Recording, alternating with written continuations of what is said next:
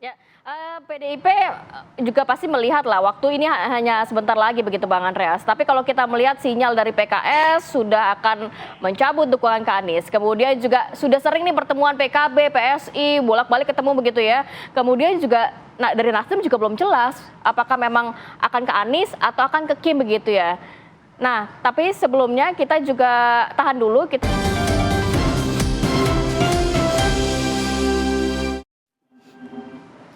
Di segmen sebelumnya kita mendengarkan dua pernyataan berbeda. Kalau dari pihak Kim menyebutnya tidak ada upaya untuk menjegal, tidak ada upaya untuk sekedar kota kosong, tapi PDIP menyebutnya seperti ada indikasi ke sana sih. Karena kalau dari pengamat seperti apa nih? Ada Prof Wiwi untuk menanggapinya. Melihatnya seperti apa? Memang ada upaya ke sana atau sebenarnya apa sih dari Prof Wiwi mungkin ada analisa? Iya, ini dari perspektif demokrasi ya. Jadi kita melihat memang dalam koalisi besar yang diharapkan ya oleh Kim di nasional itu ternyata ada prasyarat untuk diturunkan sampai ke provinsi bahkan kabupaten dan kota.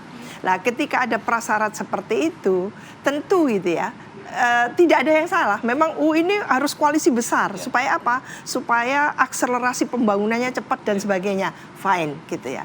Tapi ternyata dampaknya itu katakan dampaknya itu tidak positif ketika koalisi besar dibuka sedemikian rupa, yang tertarik iman partai politik ini kan kadang-kadang up and down gitu ya, fluktuasi. Kadang kuat, kadang nggak kuat. Pas nggak kuat ya sudah, akhirnya nimbrung semua ke Kim. Lah ini yang terjadi pada khususnya di Pilkada Jakarta. Ketika itu dibuka besar gitu, lari berbondong-bondong ke Kim sehingga terjadi plus lah. Yang tersisa nggak ada ini. Padahal calon masih banyak gitu kan. Loh, calonnya siapa yang ini? Padahal calon perseorangan sudah tutup. Nah, calon masih banyak, jadi calon mereka masih banyak yang potensial justru nggak bisa nggak masuk bisa gelanggang begitu ya, Prof ya. Yang dari perspektif demokrasi mestinya gitu. Lagi-lagi kita bukan nyalain Kim, tapi adalah bagaimana partai-partai berupaya sedemikian rupa bisa mengusung sehingga kompetisi kontestasi itu bermakna. Lah kalau dibuka pilkadanya langsung katanya rakyat bisa memilih gitu, ternyata yang dipilih cuma satu, apalagi dipasangkan dengan kotak kosong, nggak ada nyawanya loh ini. Gitu. Itu menang pun, kalah pun, itu tidak berharga sebetulnya. Jadi tidak mulia, ketika menang tidak mulia, kalah pun juga tidak mulia. Karena ngapain saya itu melawan kotak kosong? Jadi kalau saya mencalonkan diri, lalu semangat saya, begitu tidak ada timpalannya, tidak ada rivalnya, saya cuma dikasihkan kotak kosong. Wah, ini nestapa betul saya itu. Untuk apa? Jadi istilahnya itu tidak satria kita ini. Berkompetisi dengan cara-cara yang sangat tidak satria. Apa sebenarnya tujuan atau ada kekhawatiran apa sih sehingga nampaknya ingin semakin besar sehingga tidak ada lawannya begitu? Karena khususnya di Pilkada Jakarta. Apakah memang karena sosok Anies yang mempunyai elektabilitas yang moncer atau bagaimana, Prof? Kalau menurut saya kan itu asumsi ya, asumsi. Oh, Anies ternyata tinggi gitu. Ya mungkin karena dia populer dan sebagainya. Ini survei ini penyakitnya selalu popularitas saja, elektabilitas saja. Kualitasnya lupa dia.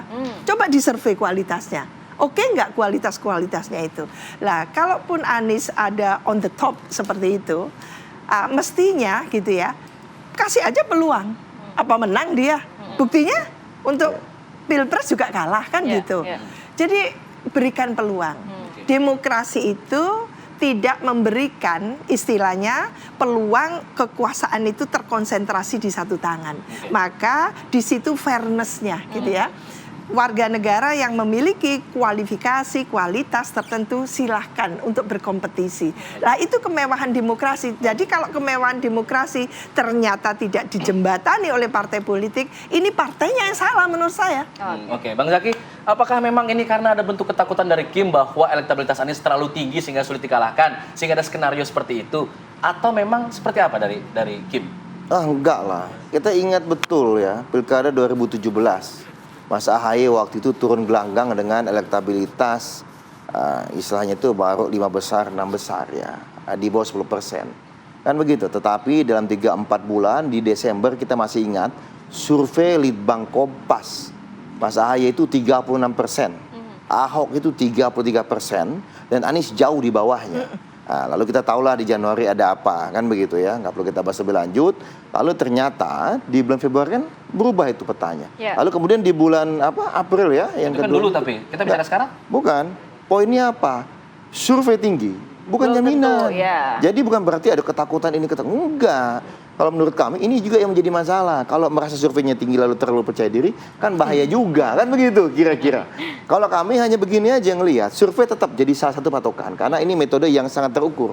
Tetapi lagi-lagi loh di penelitian itu kan ada namanya mixed method. Bukan hanya kuantitatif, tetapi juga ada metode kualitatif. Kualitatif. Dan ingat ini adalah proses politik. Ya. Proses politik itu berarti apa? Demokrasi itu bukan taken for granted. Demokrasi seperti disampaikan oleh Ketua Umum kami Mas Ahy itu sesuatu yang harus diperjuangkan. Ya saat kalau kita merasa kita sebagai calon yang bagus atau kami sebagai partai yang punya niatan baik gitu, kami ingin mencari calon yang bagus, ya kita komunikasi, kita koordinasi, kita saling menyesuaikan. Itu namanya demokrasi.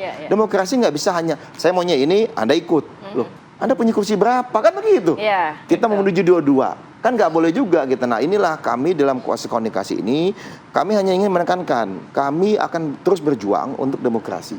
Demokrat ingin menghadirkan calon terbaik. Kalau katakanlah, mohon maaf nih, komunikasi awal kami kan dengan Golkar, dengan Gerindra, dengan PAN. Lalu kemudian ada dengan teman PSI. Nah, kalau kemudian misalnya katakanlah, ini katakanlah Ada ya, PKS, kalau ada misalnya PKB, nih, ada Nasdem. misalnya kita mengusung Bang Ridwan Kamil nih, misalnya gitu kan kadernya Golkar. Iya. Lalu kemudian Golkar dengan misalnya Gerindra sepakat. Lalu gini keliling-keliling ke partai-partai lain. Ayo ada yang mau dukung nggak? Boleh nggak? Ya boleh kok. Tetapi mesti diingat, Kim ini tidak pernah ada upaya menjadikan kota kosong dimanapun. Oke. Kami misalnya nih, ini misalnya. Kita terakhir. garis bawahi itu ya. Kami misalnya di Kaltim beda Iya, iya. dengan teman-teman Gerindra misalnya dengan Baik, Golkar. baik. Kemudian misalnya disulut kami dengan Golkar, tapi misalnya dengan Gerindra masih belum tahu. Jadi bukan ada skenario di setiap daerah kita ingin kok bisa kota kosong, enggak. Tetapi karakteristik setiap daerah berbeda-beda, tergantung kita udah punya jago 5 tahun, kursi kita banyak, ayo dong maju. Tapi kita sadar diri, kita kayaknya belum bisa nih. Kan Harus begitu. berpartner pastinya ya, Harus oke. berpartner, harus mendukung yang Coba lain. kita lebih dengarkan dari kuat. sisi Kan PDI begitu. Perjuangan, Bang Andreas. Kalau mungkin boleh juga ditanggapi pernyataan dari Prof. Siti, kemudian juga Mas Zaky, dan juga mungkin kalaupun nanti kita nggak tahu ya, apakah komunikasinya PDIP ini sudah cukup firm dengan partai politik yang belum mengambil keputusan. Tapi kalau ternyata semua merapat ke Kim Plus, hanya PDIP sendiri, nggak ada partnernya kan juga nggak bisa majuin siapa-siapa, Bang. Nanti apakah akan merapat juga atau gimana nih keputusannya? Ya, komunikasi yang berjalan selama ini ya ada yang di depan publik, ada yang di belakang layar gitu. Nanti kalau sudah ada kesepakatan baru diumumkan gitu. Jadi proses ini masih berjalan terus gitu, masih berjalan terus. Termasuk kalau kita komunikasi juga dengan teman-teman Demokrat di provinsi-provinsi yang lain. Jadi pilkada ini seluruh Indonesia pertama. Cuma media memang hanya memperhatikan soal pilkada Indonesia di seluruh Indonesia hanya terjadi di Jakarta. Ini kan juga apa ya? Tapi fenomena yang terjadi di Jakarta ini memang apa ya? Cenderung mengarah ke sana gitu. Nah, PDI Perjuangan kita berusaha supaya jangan sampai itu terjadi, jangan sampai itu terjadi.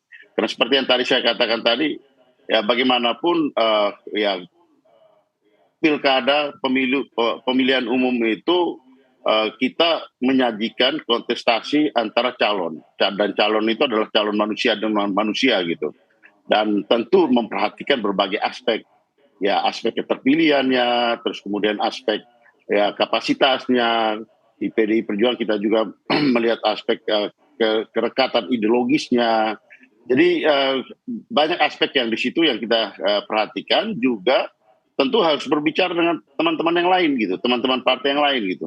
Nah ini proses ini masih berjalan terus, jadi ya masih ada waktu juga. Kalau hari ini tanggal 15 Agustus kita masih punya waktu 2 minggu kurang sedikit gitu dari menuju pada hari pendaftaran nanti gitu. Jadi ya kita jalan terus gitu, kita jalan terus untuk berusaha yang terbaik untuk kepentingan pilkada di DKI sekarang ya, daerah khusus Jakarta, dan juga untuk masyarakat kota Jakarta ini gitu.